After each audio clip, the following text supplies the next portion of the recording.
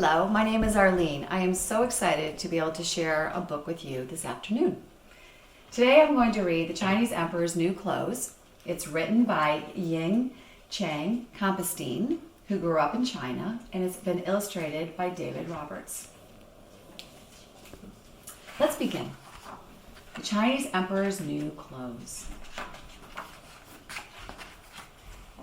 By now, you have probably heard the old folktale about the emperor's new clothes.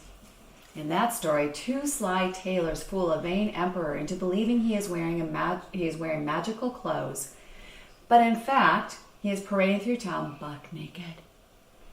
The truth is that story took place here in China, and it does not involve any tricky tailors. Here's the real story. When Ming Da was 9, he became the emperor of China. His ministers thought the boy emperor was too young to rule and took advantage of him. They stole silks to make themselves fine clothes.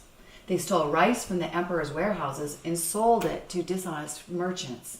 And they robbed the royal treasury of gold and precious stones. They left the boy emperor with no cloth to dress the poor, no food to feed the hungry, and no money to run his kingdom. Ming Da knew that if he fired those ministers, they would rebel against him. Day and night, the boy emperor searched for ways to save his kingdom. But he couldn't think of anything until a month before the Chinese New Year. Traditionally, people dress in new clothes on New Year's Day so evil spirits won't recognize them. When Ming Da's loyal tailors came with the design for the new clothes, the boy emperor was gazing out the window at the children begging on the streets. You see the boy emperor looking down the window, and he's thinking about this. What's his plan? You will look magnificent in the parade, the old tailor said, holding the cloth higher. Ming Da glanced at the dragon stitched above fluffy clouds. He wished he could dress the street children just as finely. Do you like it? Asked the young tailor. Very nice, said Ming Da, staring at the crow, monkey, and rat fleeing from the dragon. Suddenly, he had an idea. My ministers are stealing from me. Will you help me outwit them? Of course, said his tailors. So Ming Da told them his plan. The next day, Ming Da summoned his ministers. I want to show you the magical new clothes these fine tailors have made me, he said. Magical? Asked the agriculture minister skeptically. Yes, honest people will see their true splendor. The dishonest will only see burlap sacks, said the young tailor. Please show us, said the plump war minister. Certainly. Ming Da hopped off his throne, stepped behind a screen. The tailors helped him put on an old rice sack, painted with ink and vegetable juices. When Ming Da stepped out, the ministers stared at the boy emperor, mouths agape. Most excellent, don't you think? Ming Da spread his arms wide. Feel the sleeves. He shook his arms. The trade minister broke out into a cold sweat. Oh, he stroked the sack. It's softer than the finest silk. The dragon's eyes are so alive, stuttered the war minister. Well, we use the finest black pearls from the South China Sea, said the young tailor. And ministers exclaimed their approval, each louder than last. Unbelievable! Astonishing! Magnificent! These tailors are at your service. Who wants magical new clothes? Asked the young emperor. The ministers quickly raised their hands. Excellent. Tailors, get to work, ordered Ming Da. So the tailors set up cutting tables, coffers, and trunks behind a large screen. They worked day and night. The news about the magical clothes spread like fire in a dry field. The citizens looked forward to the lavish new robes at the New Year's Day parade. Everyone except the dishonest merchants. Soon came the fitting for the ministers. Ming Da skipped his daily visit to the orphanage and hid behind a screen to watch. When the trade minister entered, the young tailor held up a rice sack. See how the rubies and pearls in the crow's eyes and beak sparkle in the light? Face pale, the minister glared at the tailor. Why is there only one crow? He demanded. We ran out of jewels, said the young tailor. I will supply all the jewels you need. Just make mine more splendid than the others.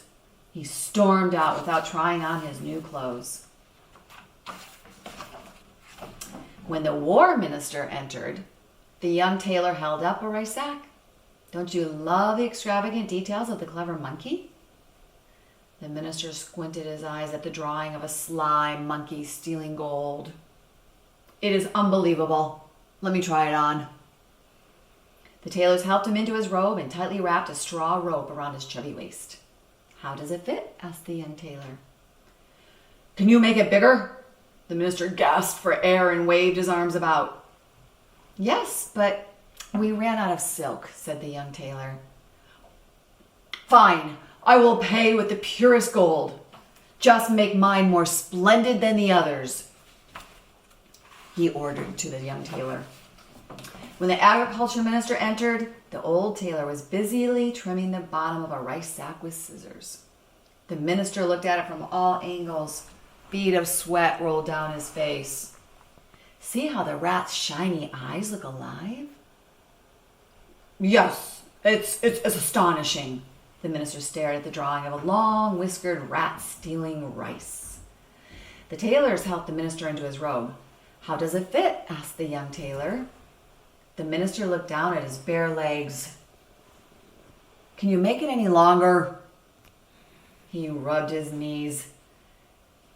Yes, but we ran out of silk, said the young tailor. I will pay you with the best rice that you can trade. Just make mine more splendid than the others. In the days that followed, the ministers delivered baskets of precious gold, gems, and rice to the tailors. With the jewels and gold, Ming Da bought cloth to dress the poor. With the rice, the emperor fed them. You see here?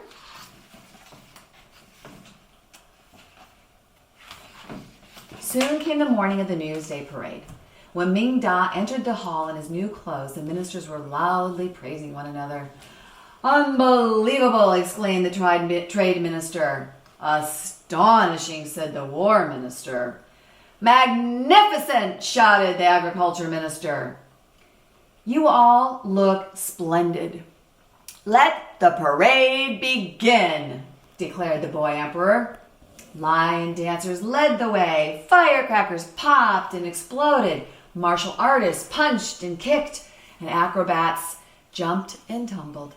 At last, the ministers came marching behind Ming Da, proudly showing off their new robes. The street fell silent, and whispers spread through the crowd. Spectacular, said one of the dishonest merchants. Beautiful fabric, said another. Lovely design, said a third.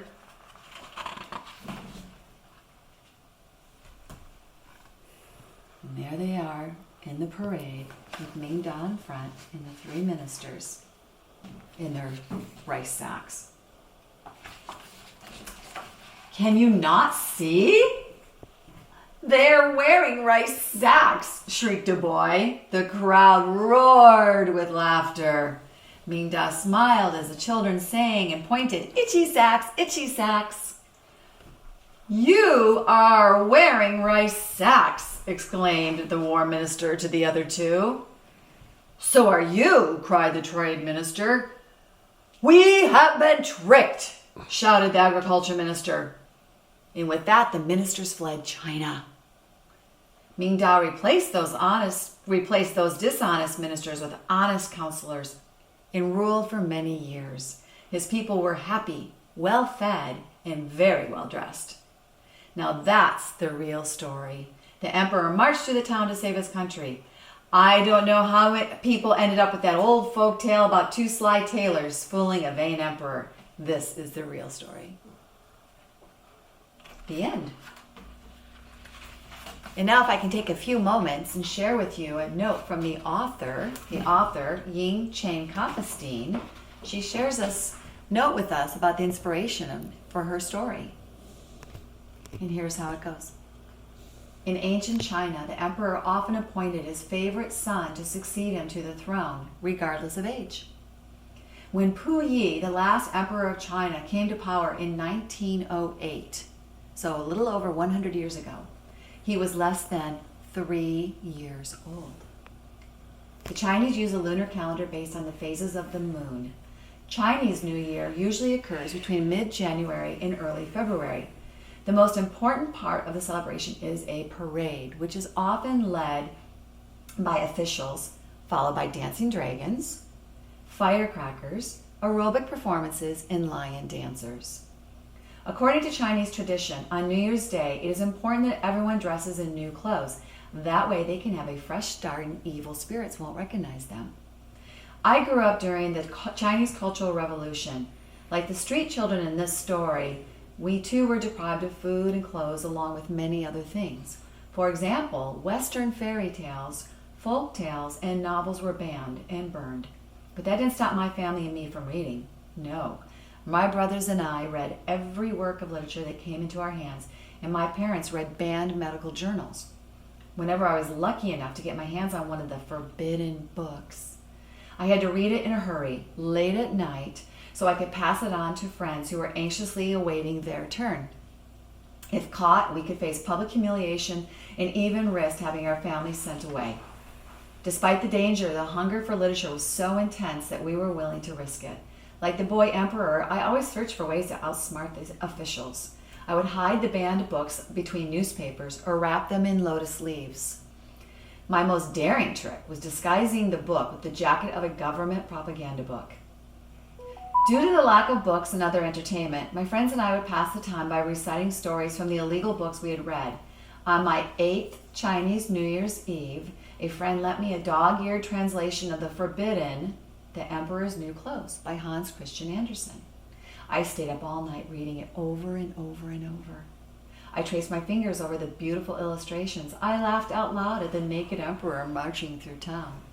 When it was my turn to recite a story, I added my own twist to The Emperor's New Clothes and rewarded myself and my friends with new clothes and food for the upcoming new year.